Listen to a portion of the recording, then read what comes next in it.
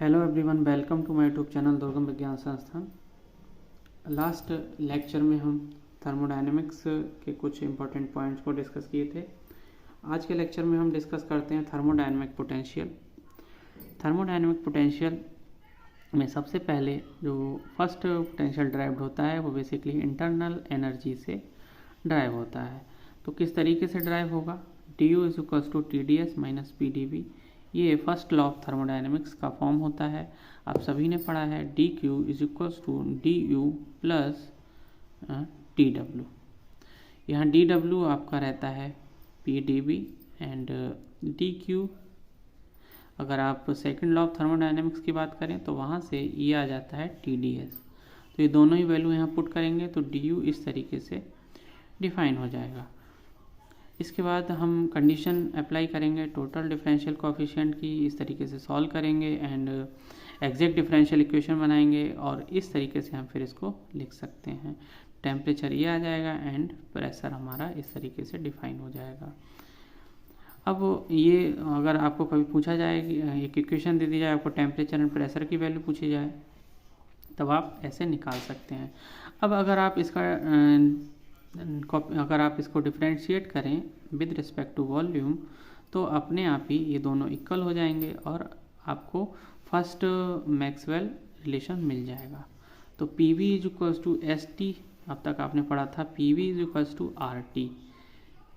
अब इसको आपको अभी भूल जाना है, PV is equal to ST याद रखना है। इसी से आपके चारों थर्मोडायनेमिक पोटेंशियल और मैक्सवेल 4 रिलेशन ड्राइव हो जाएंगे।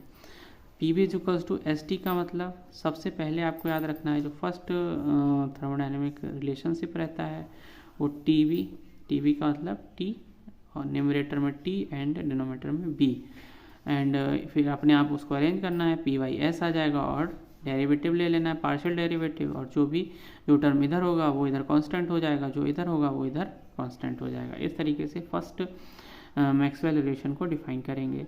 ऑर्डरिंग की बात रहती है तो ऑर्डरिंग इधर उधर हो सकती है, ऑर्डरिंग को लेकर टेंशन नहीं लेना है। अब आपको जब सेकंड वाला देखेंगे, सेकंड किससे ड्राइव होता है? तो बेसिकली हेल्महोल्ट्ज़ फ्री एनर्जी से ड्राइव होता है। Helmholtz free energy is equal to U minus TS। जब आप इसको डेरिवेटिव लेके इस तरीके से आप इसको लिख सकते हैं जैसे आपने फर्स्ट लॉ ऑफ थर्मोडायनेमिक्स को लिखा था, सेम पैटर्न में।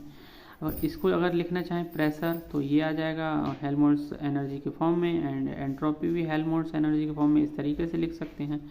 अब यहाँ पे ये मैक्सवेल सेकंड रिलेशनशिप हो जाएगा। अगर हम यहाँ से डेरिवेटिव लें, यहाँ भी डेरिवेटिव लें और दोनों को इक्वल करवा दें तो हमें मैक्सवेल सेकंड रिलेशनशिप मिल जाएगा। इसके बाद अगर आप देखेंगे कि जो हेल्महोल्ट्ज़ फ्री एनर्जी है उस केस में क्या होगा कि DT फॉर आइसोथर्मल प्रोसेस 0 होता है, तो यहाँ से हम इसको भी लिख सकते हैं, इस तरीके से आप देख सकते हैं। नेक्स्ट यहाँ एक इम्पोर्टेंट पॉइंट लिखा गया है, is such that decrease in it gives the maximum amount of work done during isothermal reversible expansion from initial state to final state. ठीक है, तो इस तरीके से ये एक पॉइंट यहाँ पर डिफाइन किया गया है।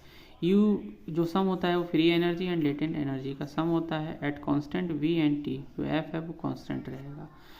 कैसे डिफाइन किया? देखिए यहाँ जो डेरिवेटिव आ रहा है dV एंड dt, अब अगर कांस्टेंट हो जाएंगे तो जो डिफरेंस मतलब डेरिवेटिव होगा वो खुद ही 0 हो जाएगा, तो dA इज इक्वल्स टू भी 0 हो जाएगा। जब dA 0 होगा तो A तो कांस्टेंट हो ही जाएगा। ओके, तो इस तरीके से ये डिफाइन किया गया है।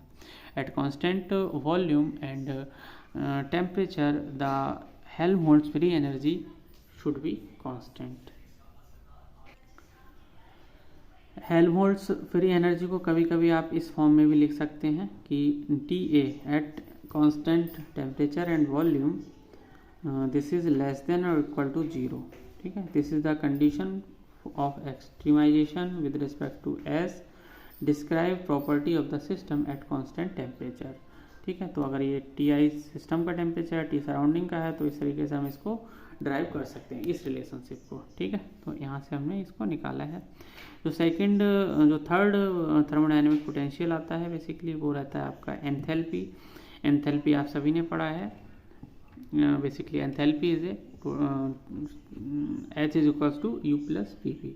तो आप इसको यहाँ से कंडीशन अप्लाई करके DH निकालेंगे तो DH आपका ये आ जाएगा TDS प्लस BDP। T निकालेंगे यहाँ से तो del H over del S आ जाएगा एट कांस्टेंट प्रेशर। इसको कांस्टेंट करेंगे और इसके बाद इसको कांस्टेंट करेंगे तो वॉल्यूम भी आ जाएगा। यहाँ पे भी सेम कंडीशंस को अप्लाई करेंगे at constant S and P। DH should be greater than और equal to 0 and Maxwell third relationship हमारा आ गया del T over del P del S over del V। तो first relation PV is equal to ST, वो आ रहा था T by V, और जो सेकंड आएगा वो बेसिकली आएगा P बाई T से। इसके बाद जो थर्ड आएगा वो इसका अपोजिट हो जाएगा B बाई T से, एंड फोर्थ वाला इसका अपोजिट आ जाएगा T बाई P से। अब यहाँ पे एक चीज़ आपको ध्यान रखनी है कि जो ये वाला है सेकंड वाला, इसमें नेगेटिव साइन भी आता है सेकंड एंड फोर्थ वाले में। इस तरीके से आप चारों के चारों थर्मोडायनेमिक रिलेशनशिप को ड्राइव कर सकते हैं। नेक्स्ट, अगर हम देखें कि आइसोबैरिक प्रोसेस में जो Cp रहता है उसका फॉर्मूला हम इस तरीके से भी ड्राइव कर सकते हैं। यहाँ एक पॉइंट लिखा गया है कि enthalpy is such that change in it represents the amount of heat transfer at constant pressure. ठीक है, इसके बाद डिस्कस करते हैं गिव्स free energy. If the system is in contact with environment whose temperature and pressure are constant, then system is describe by G। G is गिव्स free energy. G का जो फॉर्मूला रहता है G is equal to H minus TS, और A plus PV से भी हम इसको डिफाइन कर सकते हैं। अब यहाँ पे अगर हम इसका डेरिवेटिव लें, पार्शियल डेरिवेटिव लें, तो ये DG, VDP एंड SDT और B एंड एंट्रोपी हम डिफाइन कर सकते हैं किस तरीके से। इन फॉर्मूलों, ये वाले जो फॉर्मूला हैं इनका हम यूज़ करके इसको फाइंड आउट कर सकते हैं। इसके बाद अगर हम इसका अगेन डेरिवेटिव ले लें, पार्शियल डेरिवेटिव, तो फोर्थ मैक्सवेल रिलेशनशिप हमको मिल जाएगा। और यहाँ पे अगर हम एक्सट्रीमाइजेशन की कंडीशन लगा दें तो DG at constant pressure and temperature should be less than और equal to 0। Isobaric and isothermal process के लिए इस तरीके से निकाल सकते हैं।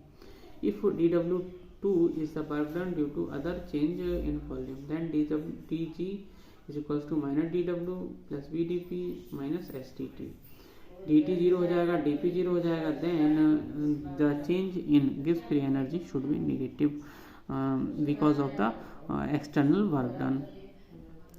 G is such that decrease in it gives the maximum amount of work done due to other than change in volume for reversible isothermal and isobaric process।